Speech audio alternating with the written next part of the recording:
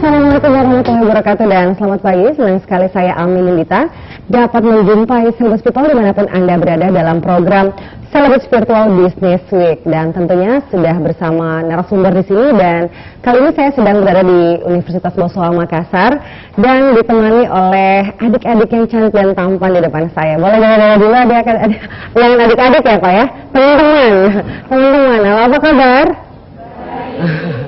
Oke, baik. Nah, hari ini kita berbicara tentang kreativitas nih, dan bagaimana juga inovasi serta karya yang unggul tentunya tak lepas dari kemampuan dari sumber daya manusianya sendiri. Lalu bersikap kritis, aksi nyata, responsibility, dan tak hanya sekedar aktualisasi diri namun berkelanjutan.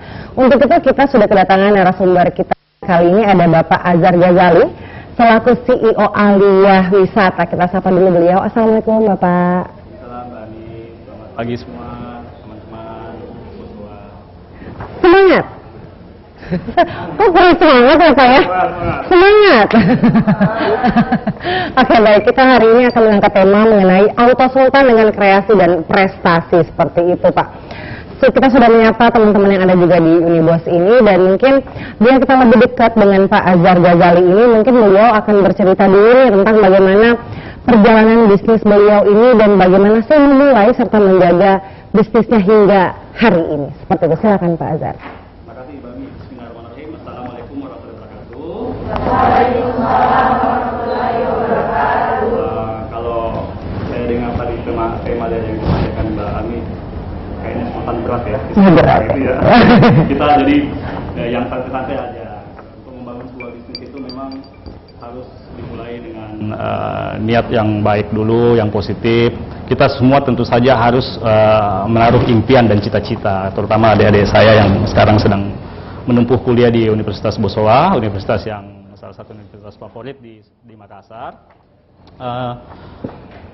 Kalau memulai sesuatu harus dengan niat dan semangat yang positif dulu gitu, dan harus yakin mampu dan bisa gitu. Kalau tidak dimulai dengan sesuatu yakin dan bisa, ya tidak akan pernah memulai, dan harus langsung melakukan gitu. Tentu saja semua ditopang dengan keilmuan yang kita miliki.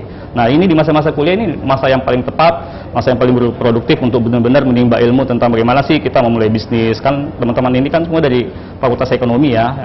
Belajarlah sebaik mungkin. Dulu waktu pertama kali memulai bisnis juga saya sebenarnya sambil kuliah ya. Jadi saya masih ingat saya tamat tahun 93 ya. Tahun 93 saya memulai bisnis sejak tamat dari SMA, dan sambil memulai merintis bisnis itu sejak sambil kuliah gitu. Jadi ada satu momen saya harus bekerja, saya harus menghidupi diri saya sendiri gitu kan. Apalagi saya berada di perantauan. Nah, awal mula saya memulai bisnis itu belajar dari orang dulu, Itu bisnis apa yang kita ambil Pak? Bisnis saya memulai bisnis memang sudah di bidang jasa ya, jadi service and hospitality gitu, pelayanan dan keramah tamahan. Bisnisnya adalah travel. Waktu itu masih memulainya dengan perjalanan Jawa Bali Overland. Saya membawa teman-teman mahasiswa nih. Jadi waktu zaman saya memulai bisnis, saya masih mahasiswa, tapi saya sudah mulai membawa teman-teman mahasiswa yang seumur dengan saya untuk melakukan study tour, study banding seperti itu. Gitu. Jadi itu memulai bisnis itu juga tentu saja pertama kali diajak sama orang. Setelah itu saya memberanikan diri. Jadi kita harus punya keberanian gitu loh. Kita punya kecerdasan, kepintaran, kemampuan teknologi, tapi tanpa keberanian kita tidak akan pernah memulai sesuatu. Begitu. Oke, baik. Dan itu berlanjut hingga hari ini? Berlanjut, alhamdulillah hingga hari ini. Punya travel sendiri. Cuman memang untuk saat ini saya fokusnya di perjalanan Muslim Tour, Eropa, Amerika, terus juga umroh haji terutama. Gitu. Apa yang membuat Pak Azhar sendiri pada saat itu masih bisa dikatakan anak kuliah, tapi ingin memulai bisnis? Karena memang cita-cita saya adalah menjadi pebisnis. Nah, ini harus mindset seperti ini harus dimiliki adik-adik kita semuanya yang sedang sementara kuliah saat ini, bahwa jangan hanya berpikir setelah kuliah mencari kerja untuk contoh nih, mohon maaf, menjadi PNS gitu. Sementara ada peluang-peluang bisnis yang bisa kita manfaatkan dengan membangun semangat itu sejak masih di masa kuliah. Jadi mindset kita harus sudah dibiasakan untuk berpikir bagaimana bisa kita mandiri, bisa mengupayakan kita bisa survive. Jangan selalu mengandalkan saya menunggu kiriman dari orang tua gitu loh. Memang kondisi juga yang membuat kita harus seperti itu, tapi harus ditanamkan dalam diri kita untuk mampu membangun kemandirian itu sejak dini gitu loh. Sehingga kita berproses akhirnya kita bisa sampai pada tujuan kita berdasarkan keilmuan yang kita miliki dan pengalaman yang kita miliki. Oke. Berdasarkan cerita Pak Azhar tadi bahwa memulai bisnis di bangku kuliah, berarti tidak semua bisnis itu kita memerlukan modal secara materi seperti itu Pak Azhar? Ya. Tetap aja gitu. Kalau butuh modal besar, apalagi besar itu setelah kita berproses untuk bertumbuh ya, setelah kita bertumbuh. Tapi kalau pada saat kita baru memulai, yang perlu kita bangun pertama adalah trust, kepercayaan. Itu dulu modal saya, begitu saya memulai bisnis. Kenapa? Saya bekerja sama orang, saya sudah mulai mengenal airline, saya sudah mulai mengenal teman-teman hotel, sehingga mereka percaya pada saya, membawa grup ke mereka, sehingga tanpa menggunakan modal dan kepercayaan yang mereka miliki, mereka memberikan fasilitas itu kepada saya. Nanti setelah tamu-tamu saya memberikan misalnya pembayaran ke saya berupa tanda jadi, barulah saya mulai mengeluarkan membayar ini, membayar itu, untuk sekedar menumbuhkan rasa percaya saya kepada klien saya, kepada stakeholder yang saya bekerja sama. Nah, setelah dari situ baru bertumbuh, baru kita bisa pelan-pelan menumbuhkan bisnis kita gitu loh, dengan modal yang kita kumpulkan, yang kita simpan gitu loh. Berarti ini kepercayaan pada jaringan-jaringan yang sudah dimiliki oleh Pak Azhar sendiri. Seperti itu tentunya dalam bisnis ini kan nggak selalu di atas Pak Azhar. Bisa juga dibagikan bagaimana sih kita itu menjaga dalam kondisi mungkin turunnya bisnis kita ini sampai hari ini. Ya, jadi memang kalau bicara bisnis kita tidak selamanya lancar-lancar saja ya. Ada satu momen di mana kita mungkin jatuh atau tiba-tiba tertimpa masalah atau musibah misalnya. Contoh seperti pada saat pandemi kemarin ya. Pada saat pandemi kemarin, bisnis apa sih yang bisa yang istilahnya bisa bertahan pada saat kondisi seperti itu? Seperti kami juga yang melayani jasa, hampir semua teman-teman saya yang berada di bisnis yang sama itu tidak bisa berbuat apa-apa sama sekali gitu. Tidak ada orang yang melakukan perjalanan pada saat kondisi pandemi kemarin.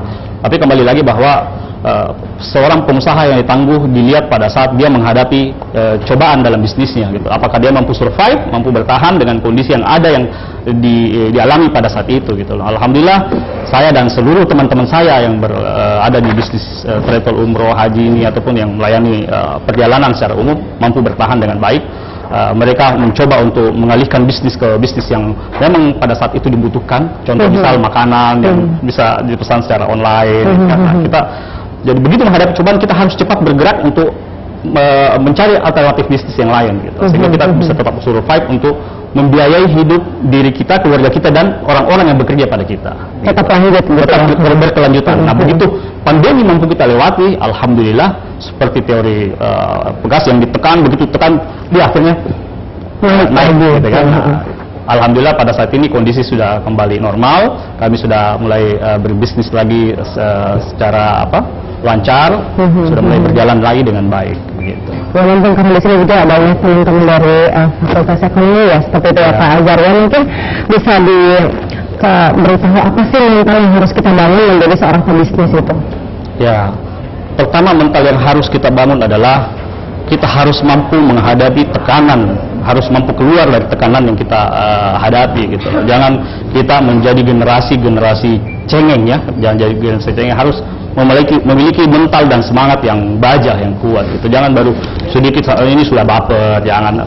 Di zaman seperti ini kan kita lihat belum apa-apa di WhatsApp misalnya nih, contoh di WhatsApp kita dari sedikit sudah keluar dari grup. Jangan seperti itulah, itu bukan mental generasi masa depan Indonesia, tidak seperti itu. Lalu yang ketawa itu ya, jangan seperti itu. Harus membangun mental yang kuat, terus juga orientasi kita jangan melulu persoalan uang, jangan. Bangun dalam diri kalian adalah semangat untuk bisa mengabdi kepada orang lain. Saya yakin dengan mindset seperti itu, bisnis kita insya Allah akan diberkahi terutama, dan insya Allah berkelanjutan gitu. Jadi selalu niatkan dulu, yang pertama adalah saya berbisnis ini untuk memenuhi kebutuhan orang sehingga dia bisa merasakan manfaatnya. Kalau masalah rezeki itu saya rasa Allah sudah atur ya. Setiap kita lahir di muka bumi ini rezekinya semua kita sudah diatur. Tinggal bagaimana kita survive dengan kerjaan yang baik, yang halal, yang berkah, sehingga bisnis kita ini bisa berkelanjutan. Begitu barangkali. Oke, baik, sangat bermanfaat banget kan masukannya, ya betul. Nah, kalau melihat hari ini pelaku-pelaku bisnis ini juga ada banyak dari kalangan anak muda, Pak Azhar. Bagaimana Anda melihat mereka ini?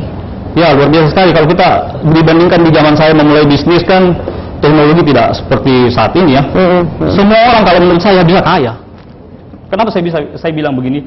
Dengan membuat konten saja kita udah bisa kaya, menjadi selebgram dengan ada apa namanya konten kreator yang mengolah bisnis kita, atau kita aktif di Instagram, sudah menghasilkan uang yang cukup besar. Jadi mudah sekali sebenarnya. Cuman yang perlu kita jaga adalah, yaitu tadi, selalu saya selipkan kata-kata ini kepada generasi muda agar dalam berbisnis tidak menghalalkan segala cara, gitu ya.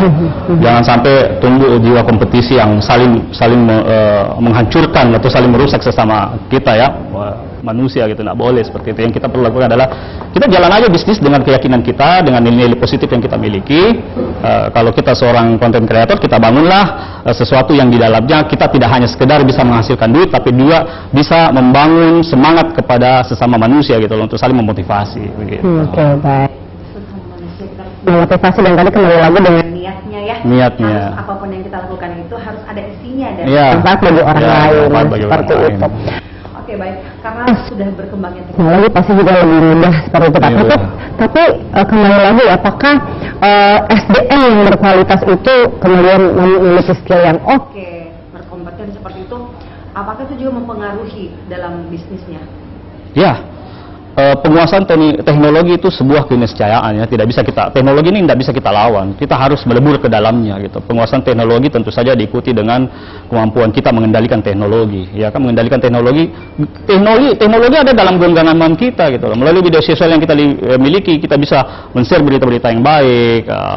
Kita lebih bijak dalam men-share hal-hal yang berita yang kita terima. Jangan kita asal sembarang mengirim berita, tapi yang bisa mengakibatkan efek yang tidak bagus bagi masyarakat gitu. Nah, teknologi sangat membantu dalam bisnis yang terutama yang saya kerjakan saat ini, karena melalui teknologi atau media sosial yang kita punya, kita bisa menginformasikan produk-produk yang kita miliki, informasi-informasi positif yang kita miliki, sehingga bisa menimbulkan rasa suka atau rasa simpati dari calon klien kita, calon tamu calon nasabah kita gitu kan, yang akan menggunakan produk kita. Cuman memang sekarang kalau kita lihat generasi muda ini kan mereka jago-jago ya di penguasaan teknologi, media sosialnya. Mereka tidak seperti mungkin generasi kolonial, mereka kan milenial ya, milenial yang notabene penguasaan teknologinya tidak kita ragukan, bahkan yang tidak belajar tentang teknologi media sosial pun secara otomatis langsung bisa menguasai media sosial gitu, teknologi di media sosial. Jadi saya pikir teman-teman perdalam terus, jangan pernah berhenti belajar. Anda semua belajar ekonomi, tapi juga harus mampu menguasai teknologi yang berkembang. Update terus penguasaan teknologinya, sehingga begitu kalian sudah mulai masuk di dunia kerja, kalian sudah punya keterampilan, tidak hanya sekedar ilmu yang dipelajari di bangku kuliah, tapi juga ada keterampilan di penguasaan teknologi. Oke, baik. Itu bagi orang-orang yang mengetahui apa saja peluang yang bisa mereka ambil untuk memulai bisnis. Bagaimana jika ada teman-teman yang masih ragu atau bingung, sebenarnya saya ini punya kemampuan nggak sih untuk berbisnis, tapi kalaupun ada, bagaimana caranya melihat peluang yang harus saya ambil nih? Saya harus memulai dari mana? Bisnis apa yang cocok untuk saya? Apakah harus sesuai passionnya atau bagaimana, Pak Azhar? Ya, bisa sesuai passion, tapi bisa juga sesuai dengan kebutuhan yang dibutuhkan pada saat zaman seperti sekarang ini gitu kan. Kalau bicara masalah kebutuhan dalam bisnis kan hal-hal yang sifatnya kebutuhan yang dibutuhkan masyarakat, misalnya masalah makan, jasa, kita bisa masuk di bisnis itu dengan melihat celah bisnis yang memang menurut kita tertarik di bidang itu. Ya, contoh saya tertariknya di bidang perjalanan wisata, bisa memberangkatkan orang, bisa melayani tamu-tamu Allah, sehingga kita tidak hanya bekerja, tapi juga sekaligus kita melakukan ibadah kan, memberangkatkan orang ke tanah suci, tapi kita juga ikut beribadah. Nah, kalau misalnya kita tidak mampu menguasai teknologi, tapi kita mampu secara manajerial mengelola bisnis kita dengan dana dan modal keuangan yang kita miliki, kita bisa membayar profesional yang bisa mampu mengelola teknologi di perusahaan kita kan. Jadi tidak harus, ya kalau saya sih memang kalau bisa menguasai lebih bagus, tapi kalau tidak mampu menguasai sepenuhnya ya dengan manajeri kita hanya mampu memanage perusahaan saja dengan dana yang kita miliki, kita hire aja profesional yang bisa mengelola secara profesional media sosial kita, sehingga dampaknya bisa dilihat dan dirasakan oleh masyarakat. Nah, ini kan melalui ke bisnisnya Pak Azhar tadi, yaitu travel wisata seperti itu. Nah, apakah pernah mengalami pada saat keberangkatan atau sebelum itu udah mendapatkan konflik-konflik seperti itu, dan bagaimana caranya mengatasi, Pak Azhar? Ya, dalam bisnis kita harus memiliki standar operation prosedur SOP. Itu hal yang mutlak kita miliki, sehingga dalam membuat misalnya produk-produk atau paket-paket perjalanan, kita selalu mengacu pada SOP yang kita miliki. Mulai dari persiapan keberangkatan sampai berangkat, sampai mereka pulang, itu SOP-nya harus clear. Gitu. Melalui tahap-tahap, mulai pembayaran, pembukingan hotel, pesawat dan segala macam, pelayanan pada saat mereka sudah berada di sana, semua melalui standar SOP. Standar SOP itu harus selalu kita pantau dengan quality control. Quality control ini kan tugasnya untuk mengecek apakah SOP ini sudah sesuai dengan standarnya, atau jangan sampai keluar dari SOP kita, sehingga bisa kita melihat di mana kekurangannya gitu. Ya Oke, kan? baik. Ya. Tapi kita tahan dulu, kita akan lanjut setelah yang satu ini. Tetap bersama kami.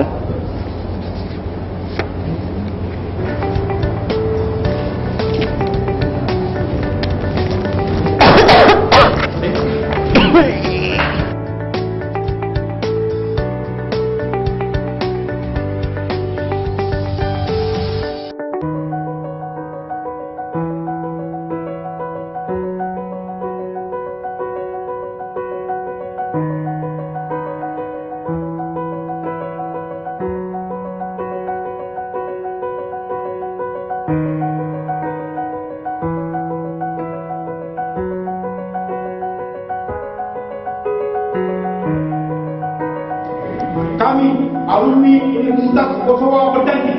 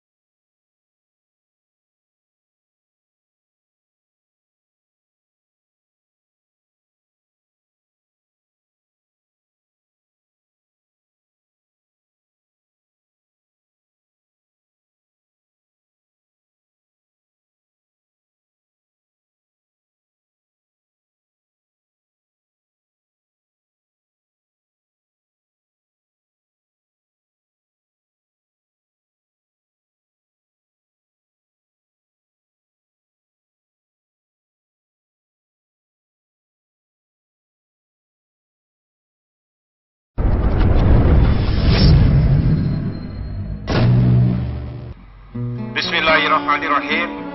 Pada hari ini, Kamis, tanggal 1 September 2022, saya, Rektor Universitas Boswa, menerima dan mengukuhkan saudara-saudari sebagai mahasiswa baru Universitas Boswa tahun akademik 2022-2023. Jangan jadikan kenangan teka-teki hidup yang nyata. Jangan jadikan kenangan teruslah berjalan perlahan.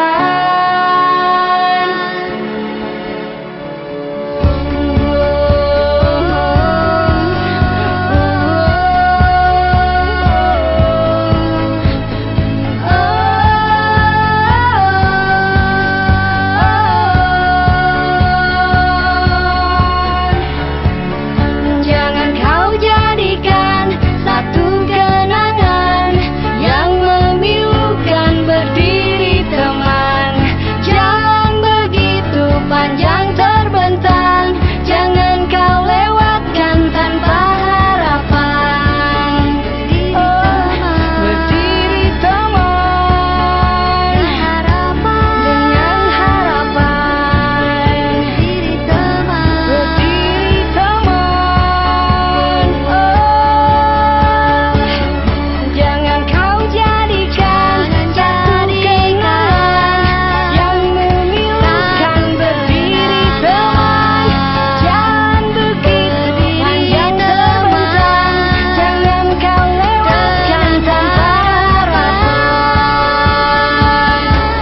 Berdiri teman, berdiri teman, berdiri teman, berdiri teman, berdiri teman.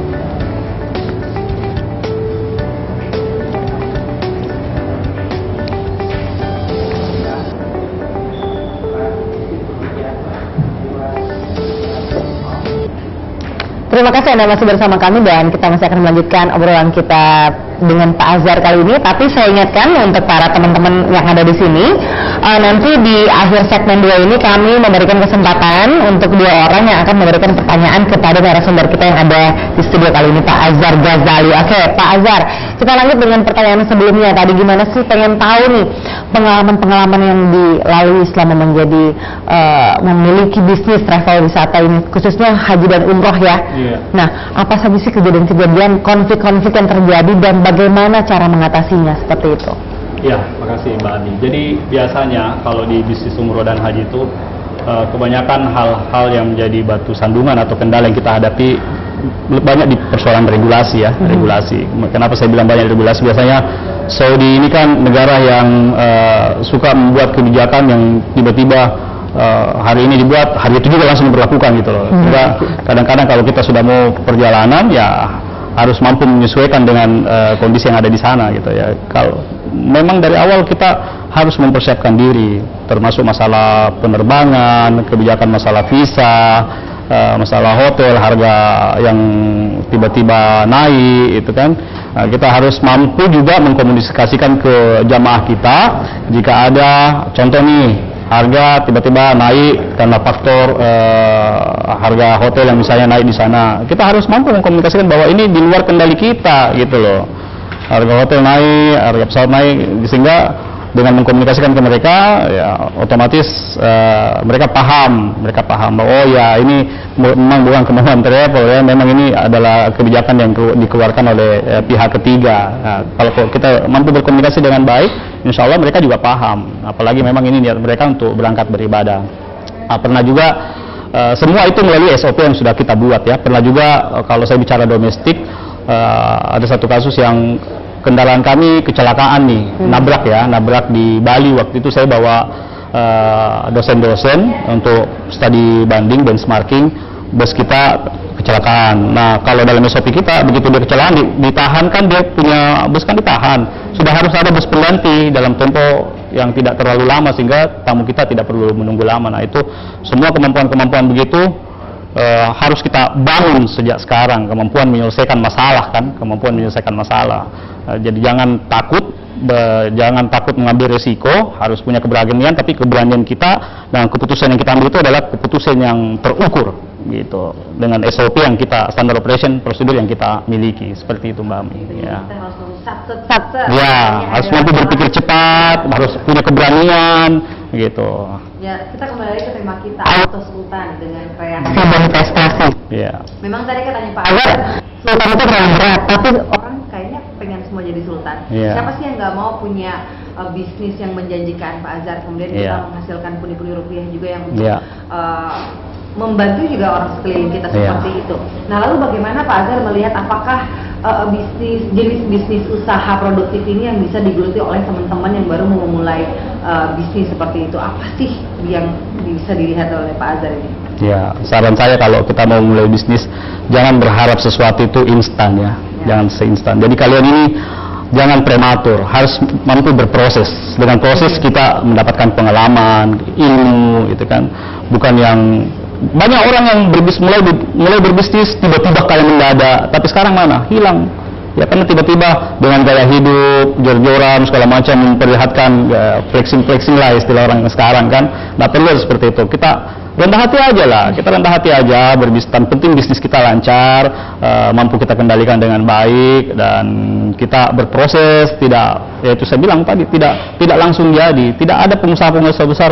Pengusaha lokal kita yang sekarang menasional, contohnya Pak Yusuf Kalla, Pak Aksa Mahmud, Pak Idris Manggabarani, ya ini kita mencontoh pada yang senior-senior ya. Mereka semua sukses tidak membalikan telapak tangan, tapi melalui cobaan dan rintangan yang luar biasa gitu. Mereka mampu bertahan karena punya kemampuan manajerial yang bagus, punya keberanian, punya link, dan banyak tips dan trik mereka sehingga mereka bisa sukses begitu.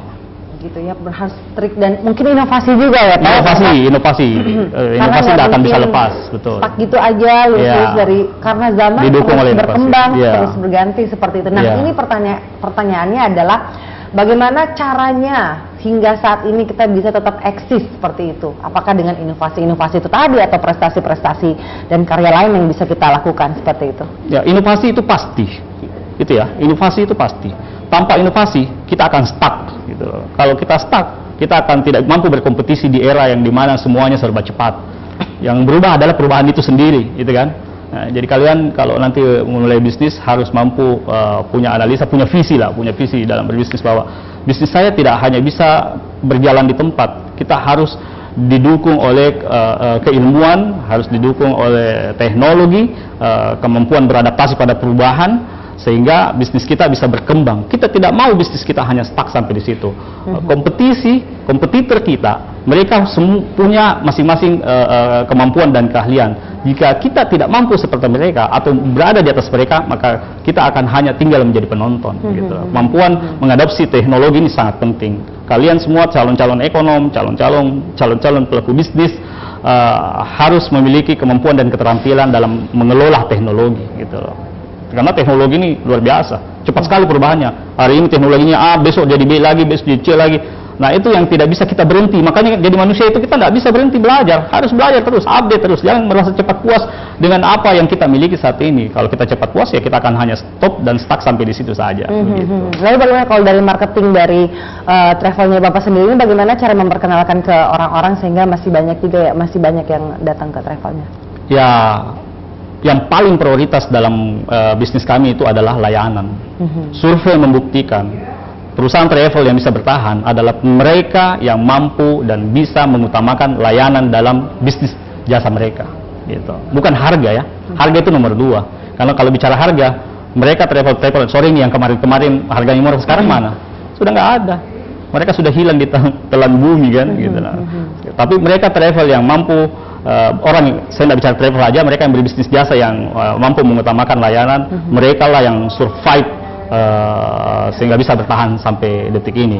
Ya, contoh di travel saya di Alia Wisata, produk-produk yang kita jual itu memang kita akan mengendorse selebgram untuk bisa mempermudah atau lebih banyak jangkauan informasi produk kita sehingga bisa lebih dikenal masyarakat gitu. Tidak apa-apa, kita bisa menggunakan selebgram yang memang mereka punya citra positif di masyarakat. Ini hati-hati nih. Jika nanti kalian punya perusahaan, kalian mengendorse lah selebgram yang memang bisa membangun image yang bagus. Mereka juga sebagai selebgram tidak juga asal menerima endorse dari misalnya mereka yang menjual produk yang jelas-jelas tidak sesuai dengan regulasi, melawan regulasi yang ada sehingga edukasi di masyarakat nanti tidak tepat gitu. Ini hati-hati. Jadi harus dipilih ya. Harus dipilih, ya. harus dipilih. Punya citra yang baik, kemudian image yang bagus. Image yang bagus Ya, seperti itu. dan ini bisnis ibadah kan? Ya. Biasanya kita endorse ya ustaz-ustaz muda atau selebgram yang memang di masyarakat mendapatkan apresiasi yang bagus dan positif lah. Seberapa besar ini efeknya ketika kita menggunakan selebgram ini untuk di-endorse, Pak? Alhamdulillah bagus, karena mereka secara tidak langsung kan mengajak netizen kan, netizen atau followernya untuk ikut ke kami gitu loh. Tapi kami juga memberikan produk yang memang selebgram itu sebenarnya hanya fungsinya mensupport kami. Tapi kalau kami produk yang kami sediakan memang sudah produk yang kami jamin layanan dan kualitas produknya gitu. Misal hotelnya yang kita janjikan bintang 4, dia atau bintang 5 memang dekat, kalau kita bicara umroh aja, memang dekat dari tempat ibadah, dekat dari Masjid Nabawi, dekat dari Masjidil Haram, ya, sehingga masyarakat merasa nyaman dengan untuk beribadah dengan jarak yang sangat dekat gitu. Gitu ya. Oke, jadi terbantu juga lah karena iklan sekarang itu kayaknya jauh lebih mudah dibandingkan dulu ya, harus beriklan di TV, harus yang gini-gini, banyak banget sekarang platform yang kita bisa ngisi iklan di situ. Terus bagian besar segmen pasar ini kan ada di media sosial ini kan, yang terutama di kalangan milenial, ada kurang lebih sekitar 60% itu dari milenial gitu. Sehingga produk-produk yang kita munculkan juga harus kreatif, tampilannya harus lebih menarik, lebih bervariasi begitu. Itulah sehingga tadi, begitu orang buka, wah ini kok cantik ya tampilannya begitu. Dari warnanya aja itu udah mempengaruhi mata kita kan kalau buka sosmed seperti itu. Iya, dia apa tuh istilahnya kalau sekarang otentik gitu ya. Jadi harus yang menarik seperti itu. Apalagi kalau memang yang dibawakan oleh selebgram yang mengiklankan itu juga orang yang tadinya yang Bapak sampaikan bahwa dia punya citra yang baik terhadap masyarakat seperti itu. Oke, baik, selanjutnya ini sejauh mana mindset dari digital seseorang dalam membaca setiap kondisi yang ada dan menghadapi setiap tantangan yang ada, apalagi pasca masa pandemi ini seperti itu, Pak Azhar? Iya, ini sebenarnya kalau kita bicara digital kan tadi kita sudah ulas berulang-ulang ya. Cuma memang setelah pasca pandemi ini eksistensi dengan ada munculnya kita di media sangat penting untuk meyakinkan bahwa selama 2 tahun kita tidak ada, terus kita muncul di media sosial dengan iklan kita yang cukup bagus, cukup bervariasi, yang tadi saya sebut di endorse juga, sehingga pasar tahu bahwa travel ini masih ada gitu loh, dengan eksistensi dia di digital media kan, di media sosial. Kalau kita tidak pernah muncul, tidak memberitakan hal-hal yang update, misalnya ada quote-quote yang disampaikan oleh kita gitu kan, atau tentang informasi terkini yang sedang terjadi di Arab Saudi misalnya, ya masyarakat tidak akan tahu, oh ini travel masih hidup atau sudah tidak ada gitu kan. Jadi begitu masa pandemi lewat, kita boom dengan informasi hambur semua gitu kan, menginformasikan produk-produk kita, eksistensi kita, bahwa kita ini travel yang selama ini kalian gunakan atau yang insya Allah akan digunakan itu masih eksis gitu, masih eksis dan masih melayani tamu-tamu Allah gitu. Dan ada juga yang kembali lagi ke ini berkali-kali menggunakan jasa Pak ini. Kalau kita berada di bidang jasa dan yang menjadi skala prioritas kita adalah layanan, maka repeat order dari customer kita itu pasti akan kembali kepada kita. Baik. Karena mereka merasakan, mereka lah yang berbicara. Beda kalau dia jual harga terus layanan yang tidak bagus, walaupun dia harga murah, dia nanti akan bercerita, wah memang harganya murah, tapi jelas sekali layanannya. Ya, Susah. ya kita harus mengedukasi masyarakat bahwa you get what you pay lah gitu ya. Iya, betul. Dan jangan sembarang mengambil travel yang tidak punya rekam jejak yang jelas. Kan bisa, sekarang canggih sekali. Begitu teman-teman mau memilih travel agent yang berangkat umroh atau wisata umum, kita tinggal buka di Google, tulis nama travelnya, lihatlah rekam jejaknya di situ. Bagaimana rekam jejaknya? Apakah pernah dia bermasalah dengan customernya, dengan jemaahnya, atau dia selama ini memang punya testimoni yang bagus, begitu. Kelihatan. Jadi media sosial ini punya teknologi dan media sosial ini punya peranan yang sangat besar dalam menumbuhkan sebuah perusahaan. Apakah dia mampu fight atau tidak, dia bisa memunculkan proses-proses pelayanannya kepada jemaahnya atau tamunya, itu dibahasakan dari media sosial. Jadi ada kadang-kadang ada travel nih teman-teman atau kami sendiri, kita memang bawa konten kreator ke sana untuk mengambil gambar mulai dari videonya pada saat dia melakukan ibadah, dan itu selalu dikirim update ke media sosialnya, gitu. Kelihatan. Jadi pada saat itu menunjukkan eksistensi dan bagaimana mereka betul-betul memperlihatkan layanannya. Jadi dia tidak hanya menjanjikan, tapi dengan video atau orang yang dia kirim ke sana, konten kreator, dia perlihatkan secara live, bahkan live. Ini layanan kami seperti ini nih, hotelnya seperti ini, makanannya seperti ini, bus yang digunakan seperti ini, pesawatnya seperti ini. Harus tetap kreatif gitu. Harus kreatif. Itu salah satu trik kenapa travel umroh bisa bertahan dengan menguasai berinovasi dalam teknologi, update informasi di media sosial yang dia miliki. Dan kembali lagi sebagai kita customer yang harus bijak dan cerdas juga memilih travel yang harus kita ambil. Seperti tadi Bapak bilang, kita kan bisa buka di Google seperti itu, bisa kita lihat testimoninya seperti itu ya Pak ya. Dan terutama ini yang paling penting, harus ngecek punya izin apa enggak. Itu penting juga. Harus punya izin umroh haji ya. Tiba-tiba udah DP setengah atau berapa ternyata hilang travelnya Pak. Hilang. Sekarang banyak kasus-kasus. Iya benar. Nah Pak, di sini teman-teman sudah ada yang nyiapin 2 pertanyaan nih yang mau nanya ke Pak Azhar, narasumber kita kali ini. Dimulai dari mana dulu nih? Kasih kesempatan di segmen ini untuk 2 orang yang ingin bertanya. Silahkan. Saya minum ya. Ya, silakan.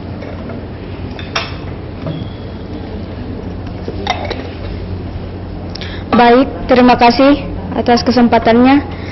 Perkenalkan, saya Nur Fadila Yupri dari Fakultas Ekonomi dan Bisnis Prodi Manajemen.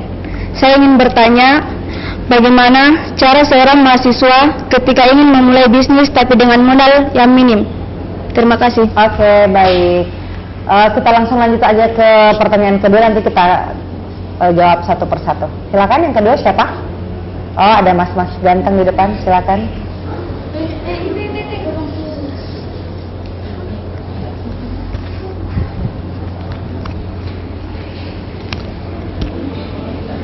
Ya, terima kasih atas kesempatan yang berikan kepada saya.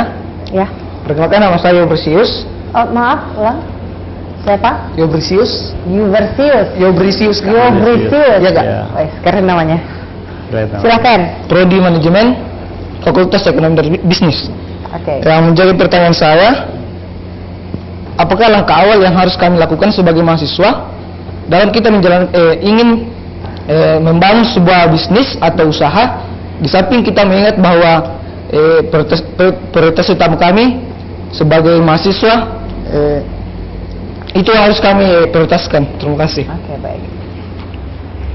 Jadi tadi yang pertanyaan pertama itu bagaimana memulai bisnis dengan modal minim. Kemudian yang kedua ini bagaimana langkah awal untuk memulai bisnis, tapi di satu sisi dia harus tetap memprioritaskan pendidikannya seperti itu, tapi juga tetap bisa memulai bisnis. Oke, mungkin kita bisa jawab dari yang pertama dari Nur Fadilah, Pak Azhar.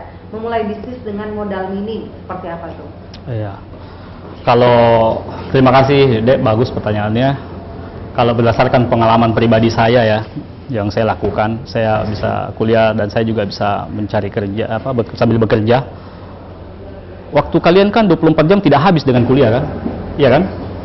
Kembali pada bagaimana kalian memanage waktu gitu loh. Itu yang pertama. Yang kedua, jangan gengsian.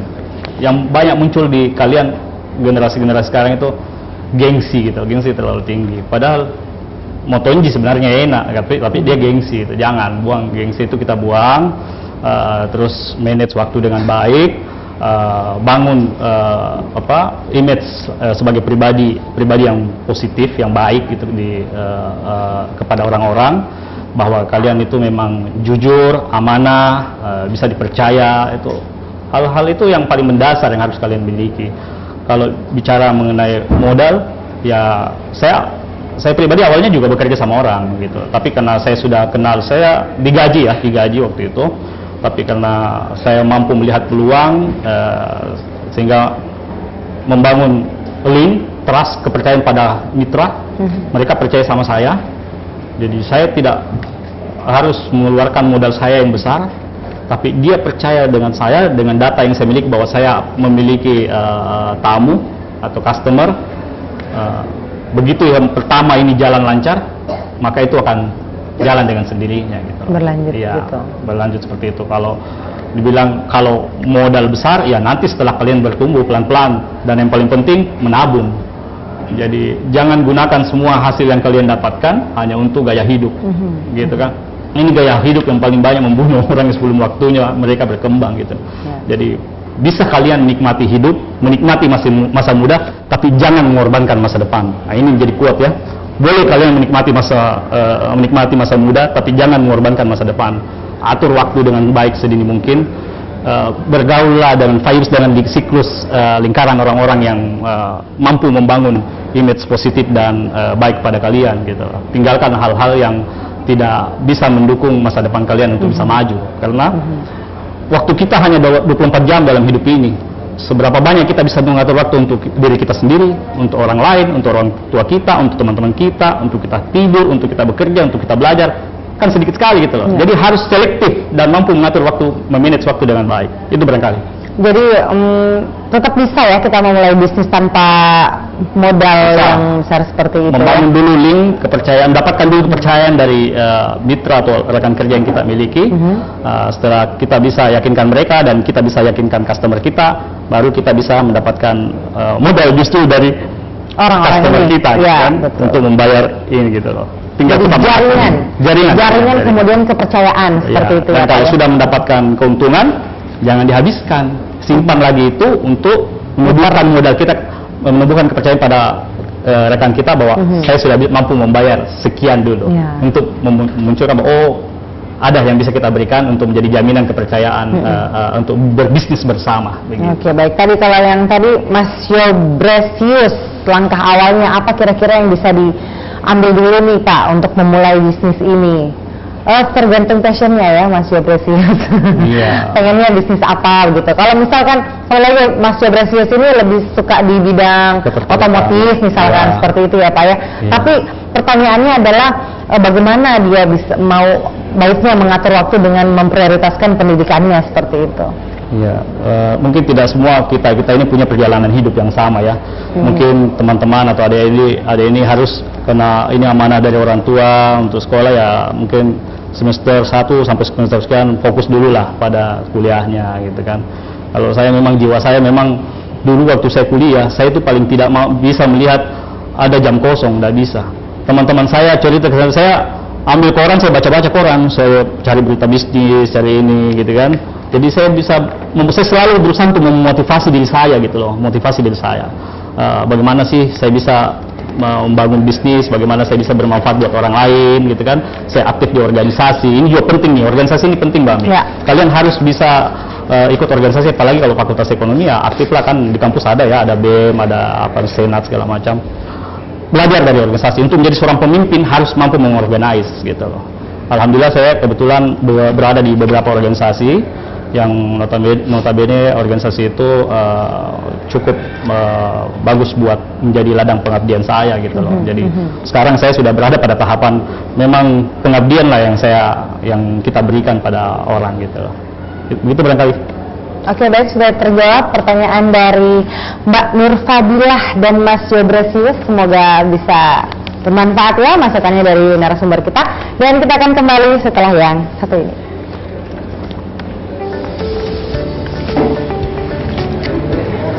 Jelas kita itu jawabannya, paham gitu? Mas Yobresius. Jadi kalau kamu punya passion misalnya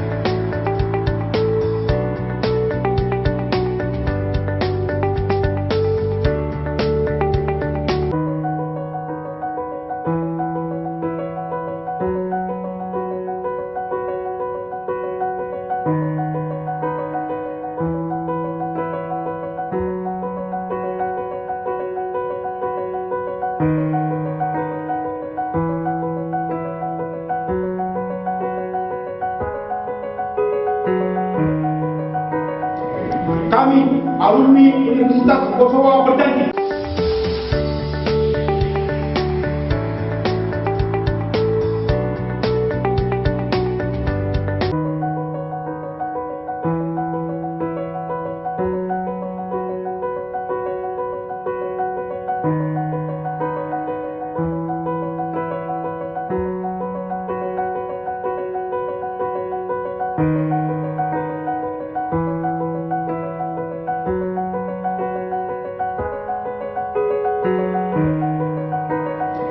Kami, alumni Universitas Kosovo berjanji.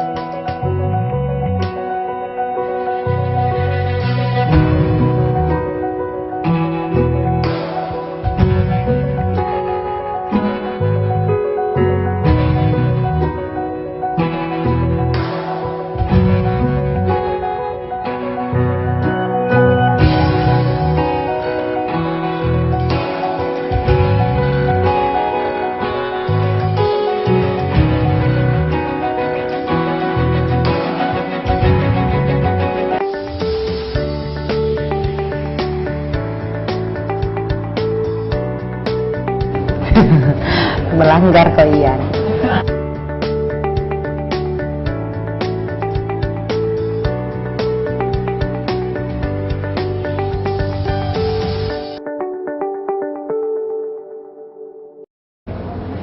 Ya, masih dalam Selebes Virtual Business Week dan masih bersama Bapak Azhar Ghazali di sini. Tadi kita sudah menjawab pertanyaan-pertanyaan dari teman-teman yang ada di sini. Nanti kita kasih kesempatan sekali lagi yang mau bertanya di akhir segmen kita nanti di segmen ketiga ini ya Pak Azhar ya. Nah, ngomong-ngomong tadi ada pertanyaan mengenai modal, mengenai waktu seperti itu. Apa sih perbedaannya serta tantangannya jika kita memulai modal dengan modal kita sendiri atau modal turunan seperti itu, misalkan usaha yang sudah dibesarkan oleh orang tua kita kemudian kita melanjutkan seperti itu, atau yang kita baru mulai sendiri seperti itu Pak Azhar? Ya, jadi kalau yang pengusaha yang memang sudah dilahirkan sebagai pengusaha yang merintis usaha dari nol dan yang mereka yang tinggal melanjutkan apa yang dirintis oleh orang tuanya, itu tantangannya masing-masing berbeda gitu ya. Kalau contoh yang baru memulai usaha tentu tekanannya, masalah-masalah yang dihadapi juga tidak sedikit ya, banyak yang harus mereka apply, bagaimana mereka harus mengumpulkan uang sedikit demi sedikit, bagaimana mulai membangun kepercayaan kepada orang lain. Jadi mereka memang menjadi perintis lah, perintis, bukan pelanjut. Nah, kalau perintis itu yang dihadapi ya memang mental kita yang harus kita siapkan, jangan baru menghadapi satu masalah kecil sudah mundur gitu, baru menghadapi masalah yang notabene tidak seberapa sudah mengalah pada keadaan. Jangan, memang pengusaha itu memang harus fight gitu loh, harus punya kemampuan untuk tetap survive ya. Nah, beda kalau misalnya yang meneruskan usaha yang dilanjutkan orang tua, itu juga berbeda tantangannya. Tapi menurut saya juga tidak jauh beda ininya, tidak jauh beda semangatnya, karena mereka juga punya tantangannya berbeda, karena harus mampu membuat perusahaan yang mereka miliki ini tetap survive gitu, tetap di masyarakat memberikan kontribusi besar buat perusahaan, buat masyarakat dan buat negara tentu saja.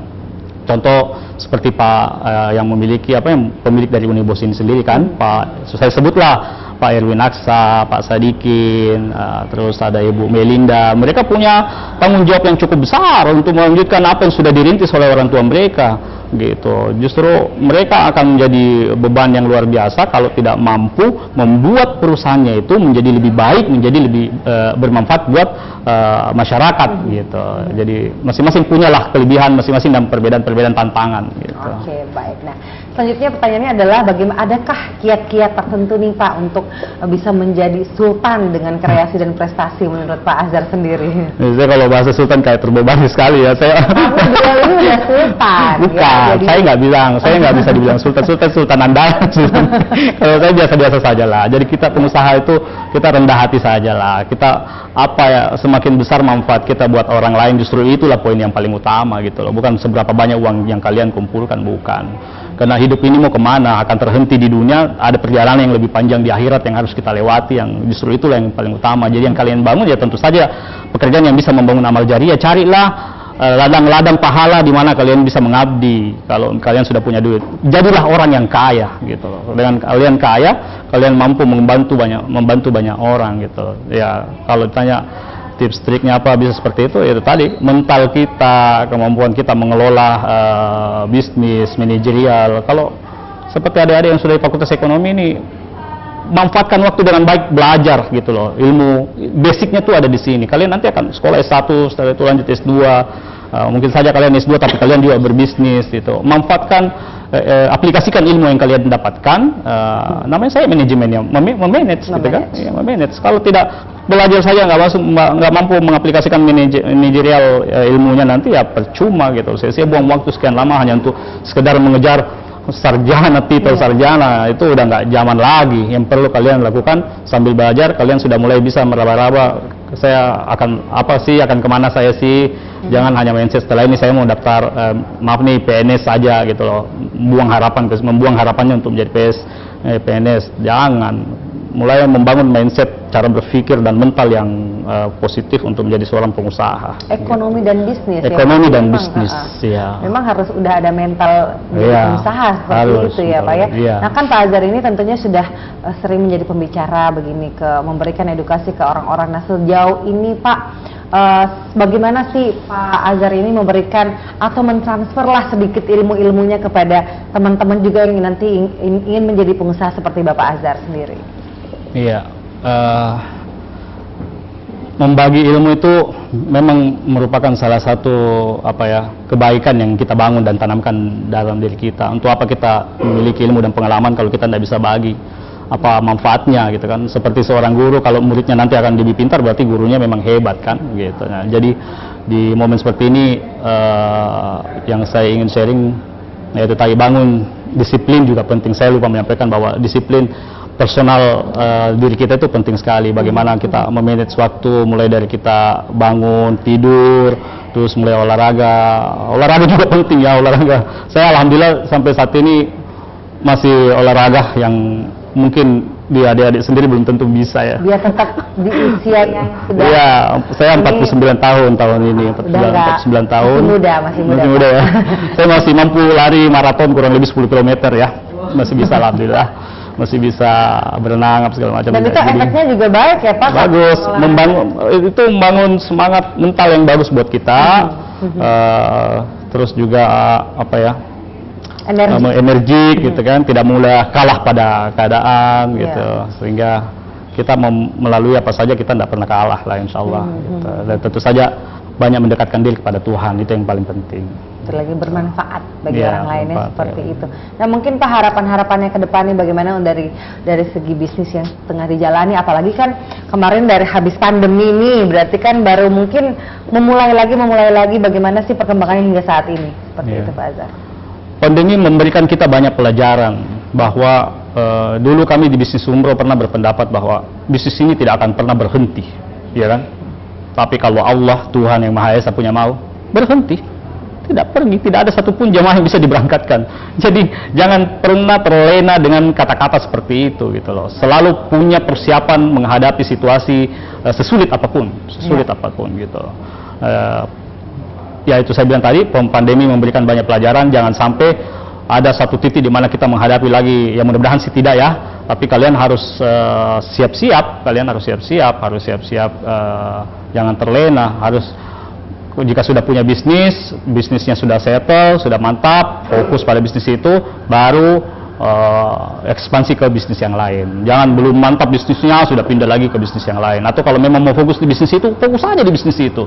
Gitu. Jadilah yang terbaik di bidangmu gitu loh. Misalnya kalau seorang barista, jadilah barista terbaik. Misalnya kalian seorang pedagang kuliner yang bagus, jadilah pedagang kuliner yang menjual makanan yang memang bagus, makanan yang sehat misalnya. Banyak sekali peluang-peluang bisnis yang bisa kalian manfaatkan.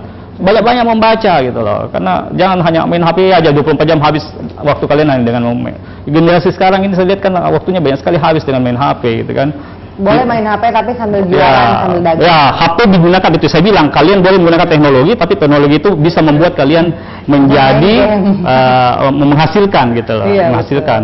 Saya alhamdulillah sampai sekarang saya masih sering meluangkan waktu saya untuk membaca. Hobi saya memang membaca. Dari membaca itu saya mengasah kemampuan hati saya, jiwa saya, otak saya untuk selalu senantiasa dengan ilmu yang saya dapatkan saya bisa berbagi gitu loh.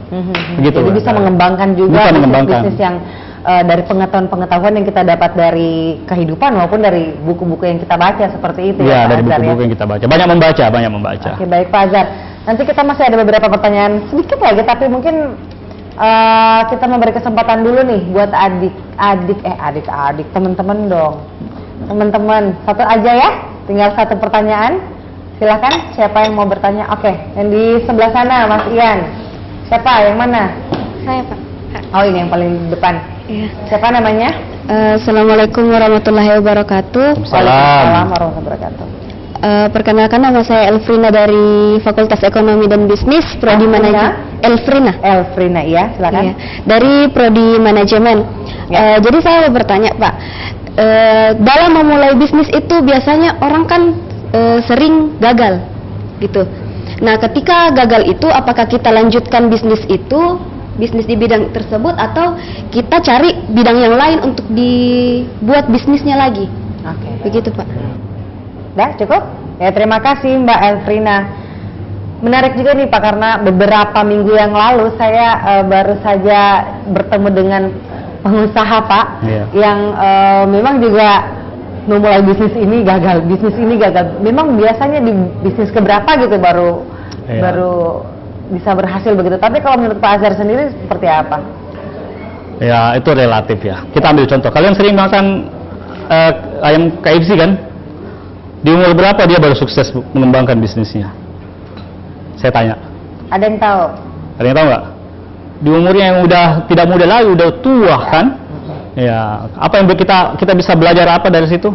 Bahwa semangat untuk membangun bisnis itu jangan hanya sampai pada saat begitu kita menghadapi satu tantangan kecil yang menurut saya kecil ya, kita sudah kalah, kita sudah tidak mau melanjutkan. Jangan gitu loh. Belajar banyak dari orang-orang yang sukses di bisnisnya yang mampu jatuh 10 kali, bangkit 100 kali gitu loh. Jadi jangan jadi pebisnis kalau tidak mau mengalami kegagalan gitu. Tidak ada orang pebisnis yang ya sama seperti yang saya hadapi pada saat kemarin pandemi. Bagaimana rasanya kita harus putar otak, bisnis harus pada saat itu saya bisnis pengiriman barang, saya bisnis jualan makanan. Yang penting kita bisa tetap survive. Cobalah hal-hal baru. Tapi selama kalau masih yakin dengan bisnis yang kita geluti adalah passion kita terutama, dan kita punya keterampilan situ, jangan berhenti, lanjutkan saja. Apalagi sekali lagi kalau memang itu passion kita dan kita membaca potensi yang besar di situ, jangan berhenti. Coba terus. Kalau memang mampu membagi waktu dengan baik, bisa saja mencoba hal-hal yang baru, ya kan? Ya, tapi kalau saran saya memang kembali kepada kita, passion kita di situ, kemampuan kita ada di situ, coba saja terus. Saya yakin Tuhan tuh nggak tidur gitu loh. Dia lihat apa yang kita lakukan, dia hanya dengan kegagalan yang kita miliki, dia mau kita berdoa meminta kepada kita supaya kita makin dekat sama dia, gitu kan. Tapi dia mengasah kita dengan kegagalan untuk kita menjadi pribadi-pribadi yang lebih tangguh, gitu. Tidak ada orang sukses yang tanpa melalui cobaan dan kendala-kendala. Seperti istilah orang Bugis, tidak ada pelaut ulung yang lahir dari ombak yang kecil, tapi dia lahir dari ombak yang besar, begitu. Artinya kalau kita melihat angka dalam hal ini usia atau sudah kali keberapa kita memulai usaha ini namun tetap gagal juga, mungkin kita bisa cepat down ya Pak ya. Iya. Karena kita tidak tahu usaha yang keberapa yang akan berhasil, Iya. seperti itu. Kita Terakhir tidak mungkin tahu. Bapak, apa sih pesannya untuk anak muda nih yang baik sudah menjadi pelaku bisnis atau baru-baru saja memulai bisnisnya? Seperti Iya. itu.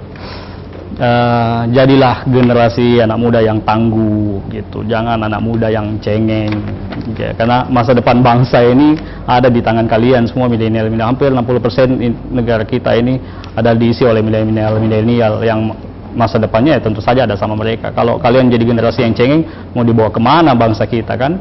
Banyak belajar, gunakan waktu sebaik mungkin, manage waktu kalian dengan baik. Jadilah orang-orang yang disiplin, mengatur waktu. Terus juga penguasaan teknologi sangat penting, selalu mendekatkan diri kepada Tuhan, Allah Subhanahu Wa Taala, bangun vibes yang positif, bangun mental yang positif, buang hal-hal yang tidak penting lah, gitu. Tinggalkanlah hal-hal yang tidak penting, gitu. Karena waktu ini terus berputar. Kalau kita hanya tinggal dengan hal-hal yang negatif atau yang tidak bermanfaat, ya bagaimana masa depanmu? Seperti itulah kamu ke depannya. Kita Gitu. akan tetap tertinggal di belakang. Jadi sekali lagi, kalian boleh menikmati masa muda atau masa-masa kuliah ini, tapi jangan sampai pernah mengorbankan masa depan. Oke, baik. Dicatat, kita boleh bisa menikmati masa muda kita, tapi jangan sampai mengorbankan masa depan kita. Iya. Terima kasih Pak Azhar Ghazali Terima kasih, sudah berbagi Mbak Mi. ceritanya Iya. bersama kami di sini semuanya, dan terima kasih juga buat audiens adik-adik dari Unibos. Nanti kita insya Allah bertemu di lain waktu Pak. Insya Masih Allah. banyak banget Insya Allah. ilmu-ilmu yang Terima kasih, Mbak Mi. pengen ditanyain oleh dari Pak Azhar ini. Iya. Dan Celebrity People, sekian dulu program kita Celebrity Virtual Business Week. Sampai jumpa. Assalamualaikum warahmatullahi wabarakatuh.